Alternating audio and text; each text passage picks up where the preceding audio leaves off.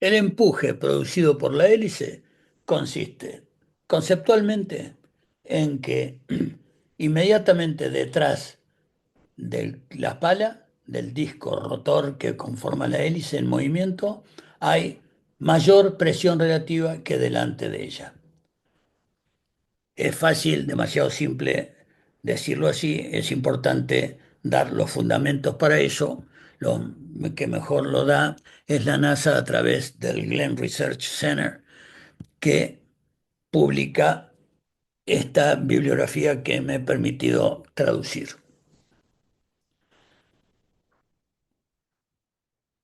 El disco amarillo es la hélice, todo el sector rojo es el aire, el aeroplano se dirigiría de izquierda a derecha, perdón, de derecha a izquierda, se trasladaría de derecha a izquierda. Este es el aire, la corriente del aire libre. A medida que se acerca a la pala, ese aire empieza a ser absorbido por la hélice, por lo tanto empieza ya a cambiar el valor de su presión, que aún así es inferior a la presión que va a haber detrás de la pala. Esto se explica con que la masa de aire M está determinada por la velocidad en el plano de la hélice, la velocidad en el plano de la hélice de la masa de aire, multiplicada por el área de flujo de aire en el plano de la hélice, multiplicada por el área A, que es el disco rotor o la superficie identificada con color amarillo. La masa de aire está determinada por la velocidad en el plano de la hélice multiplicada por el área, la superficie del flujo de aire en el plano de la hélice. La aceleración está determinada por la diferencia de velocidad del aire entre la salida y la entrada al plano de la hélice.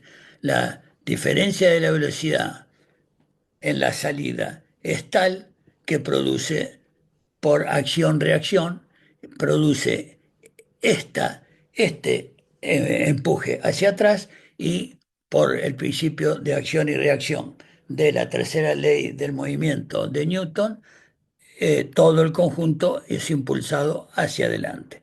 Lo mismo que ocurre con un jet, con el funcionamiento de un motor jet o turborreactor, lo mismo que ocurre en cualquier cosa, un globo o cualquier cosa que tenga presión mayor adentro que afuera, se la libera y cuando esa fuerza que representa la salida de presión resulta en una reacción en magnitud y dirección igual a esta, pero en sentido opuesto, lo cual genera el empuje en el sentido adverso en el que se aplicó la presión, que es lo que sucede acá.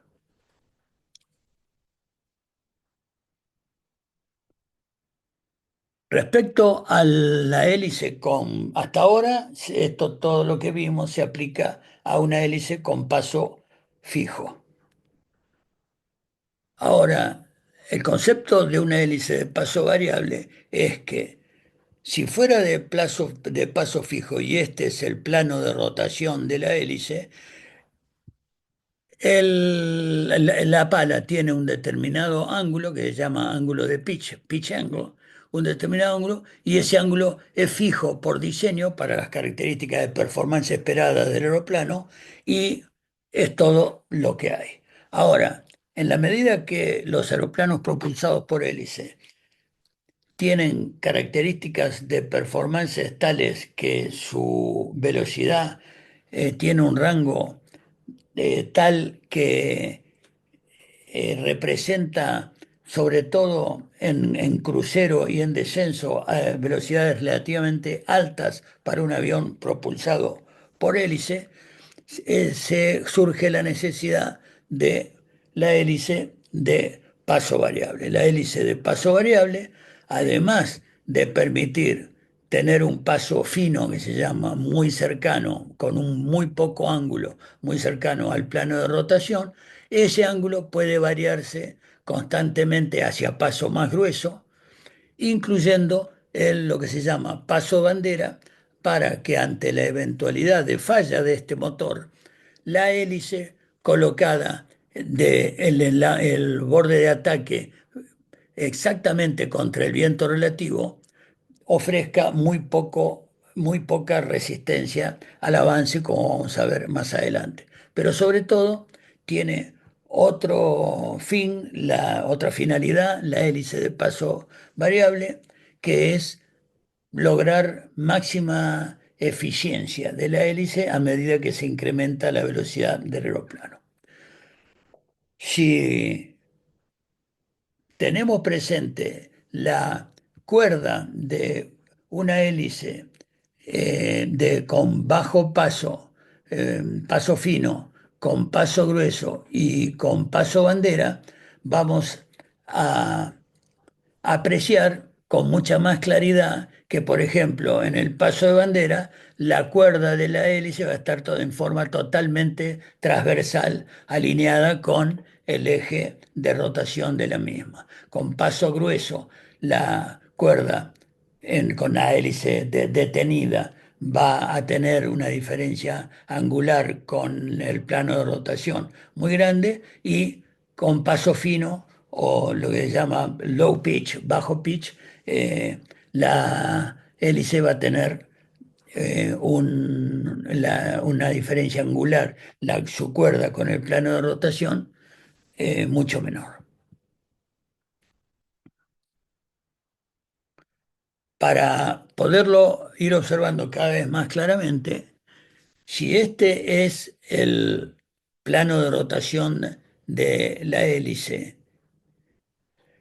esta es la hélice. La cuerda de la hélice es la línea imaginaria que pasa por el borde de ataque de la hélice, que es la que se opone al viento relativo, y el borde de fuga. La diferencia entre la cuerda y el viento relativo es el ángulo de ataque de la hélice y el viento relativo depende de la velocidad de traslación que produce el empuje hacia adelante, el avión y por supuesto la hélice en movimiento de traslación, porque ahora, porque es totalmente distinto el efecto de la hélice con el avión totalmente detenido sobre calza, sobre freno, en donde el ángulo de ataque de la hélice, al no tener velocidad vertical, es la diferencia entre la cuerda y el plano de rotación. Pero en la medida que la velocidad de traslación de la hélice, además de su rotación, la traslación del aeroplano, es como que el aeroplano se va llevando por delante la hélice, por decirlo así, y cuanto más velocidad, más reducción del ángulo de ataque si yo no cambio el paso de la hélice. Ya lo vamos a ver más claramente. Hay una cuestión que es muy interesante de ver, que es el efecto de el ángulo de la hélice en la resistencia parásita que ésta produce sin potencia, con un motor eventualmente detenido, y la hélice con diferentes ángulos de pala. Si es fija, estos ángulos no se pueden cambiar. En el cambio, con paso variable, que se puede poner a 90 grados la hélice con paso de bandera, fíjense que en cualquier condición, la línea naranja es con la hélice girando el molinete con el viento, sin potencia, pero girando por la traslación del aeroplano. Y la línea amarilla es con la hélice totalmente detenida. Fíjense que lo que mayor efecto tiene al final del día es el ángulo de la hélice, porque a partir de 30 grados que yo ponga o 20 grados que yo tenga de ángulo de la pala, ya la resistencia parásita al avance disminuye significativamente. Esta es una de las enormes ventajas de poder incrementar el ángulo de las palas. Pero esto era con un motor detenido. Ahora vamos a ver cómo se explota, cómo se maximiza el concepto de la hélice de paso variable respecto a la velocidad a la TAS del aeroplano. Si el aeroplano viaja a 130 nudos, 132, pongámosle, acá vamos a graficar el plano de rotación de la hélice. El aeroplano se dirige de izquierda a derecha, en el sentido de esta flecha, se traslada y por lo tanto también se traslada la hélice. El plano de rotación de las palas del conjunto de las hélices es este. El domo de la hélice es este, exagerado. Por lo tanto, la línea que une el borde de fuga con el borde de ataque de la pala, que es un perfil aerodinámico, es la cuerda del perfil, la cuerda de la pala. Y la traslación del aeroplano está representada por el empuje. No podría trasladarme si no tuviera empuje. Y la TAS, la velocidad del aeroplano con respecto a la masa de aire, es representada por este vector de esta magnitud, esta dirección y este sentido, en el sentido del empuje, porque el aeroplano se desplaza para allá, su velocidad es hacia la derecha. Bien, ¿cuál es el ángulo de ataque de la pala, no del aeroplano? De la pala. El ángulo de ataque es la diferencia angular entre la dirección del viento relativo y la cuerda. Y el viento relativo está dado por la magnitud de la velocidad verdadera del aeroplano respecto a la masa de aire, a la velocidad a la que se traslada el aeroplano, no respecto a la tierra, a la superficie, sino dentro de la masa de aire. Bien, en estas condiciones, si esta hélice fuera fija, un avión con hélice de paso fijo, listo, es un avión que está diseñado para que 131, 132 nudos de crucero sea una velocidad absolutamente normal a un régimen de potencia de 2200 RPM y sin otro parámetro de potencia porque la hélice tiene paso fijo. Entonces, esto es como vivo con una hélice de paso fijo volando a esta velocidad, con esta velocidad verdadera respecto al aire, este ángulo de ataque de la pala. Ahora, ¿qué pasa?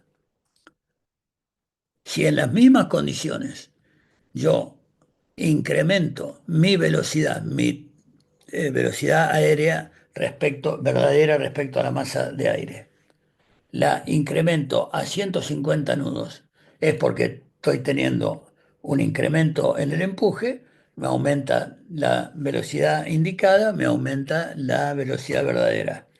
La velocidad verdadera ahora está representada por un vector de una magnitud mayor. Igual punto de aplicación, el aeroplano, igual dirección, igual sentido, en el sentido del empuje, en el sentido de traslación del aeroplano, pero de una magnitud bastante superior a la que teníamos antes. ¿Qué pasa en esta condición? La cuerda no se modifica, el ángulo de la pala yo no lo modifiqué porque eh, era un avión de hélice de paso fijo. ¿Y qué dijimos que estaba definido por el viento relativo? La diferencia angular entre el eje de la pala o su borde de fuga con la velocidad verdadera respecto a la masa de aire. Por lo tanto, el ángulo de ataque de esa pala disminuyó significativamente. Al disminuir significativamente el ángulo de ataque, disminuye muchísimo la resistencia al avance que esa pala produce. Al disminuir la resistencia al avance, me aumentan de 2200 a 2400 las RPM significativamente. Pero yo no quiero operar el motor a 2400 revoluciones, primero para no volar a un porcentaje de potencia tan elevado, segundo porque no quiero consumir eso, pero sí quiero el beneficio de volar a 150 nudos. necesito una hélice de paso variable para que al aumentar el ángulo de ataque con esta misma velocidad, aumentar el ángulo de ataque, aumentando el paso de la hélice, estas revoluciones vuelvan a 2200 manteniendo 150 nudos. ¿Cómo se logra eso? 150 nudos, la misma velocidad, pero aumento el ángulo de la pala. Al incrementar, si en una hélice de paso variable puedo variar, puedo aumentar el ángulo de la pala respecto al plano de rotación, también lo aumento respecto al viento relativo. Y esa cuerda ahora me forma un ángulo de ataque igual al que yo tenía con 131 nudos, 132. Y mis RPM con 150 nudos de velocidad se mantienen en 2200.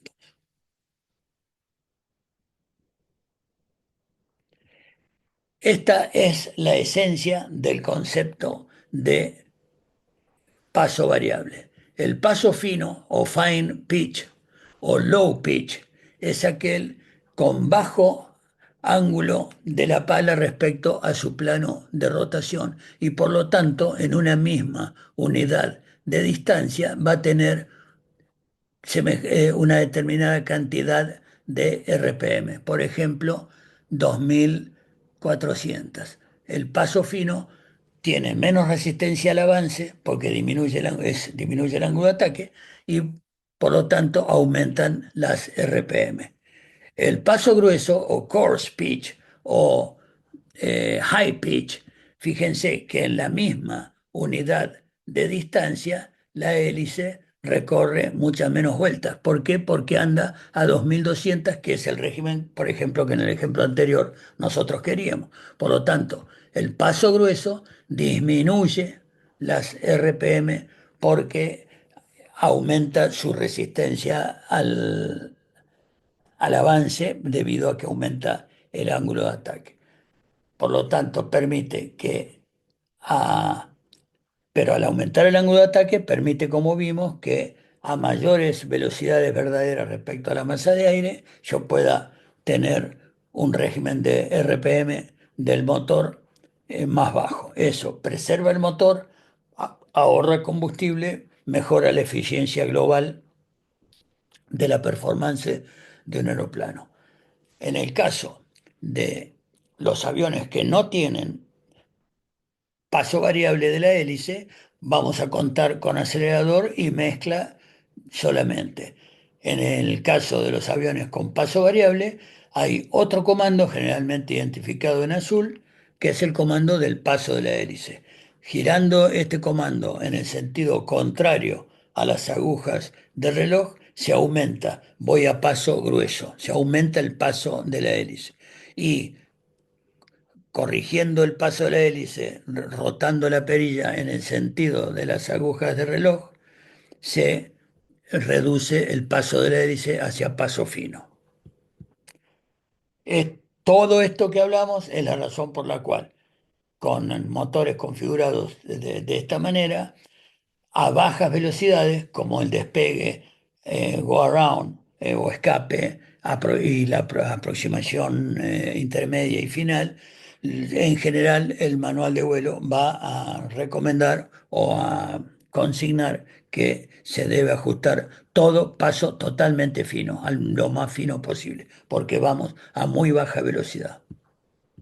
Y el paso grueso es para optimizar la eficiencia de la hélice a altas velocidades. Lo explica claramente este gráfico.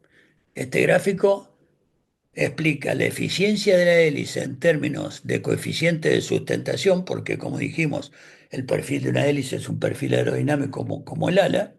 Si en estas ordenadas tengo crecientemente la eficiencia total de la hélice y en las abscisas la velocidad del aeroplano, a velocidades relativamente bajas, yo voy a operar con paso fino, hélice con paso fino, y a velocidades relativamente altas o a medida que llego a crucero y nivelo y aumento la velocidad indicada y por lo tanto también la true airspeed o la TAS, velocidad verdadera, a altos regímenes de velocidad voy a necesitar pasar a paso grueso para aumentar el ángulo de ataque de las palas. En realidad, no aumentarlo, mantenerlo como lo vimos anteriormente, porque si no, la velocidad del avión se lleva por delante el paso de la hélice.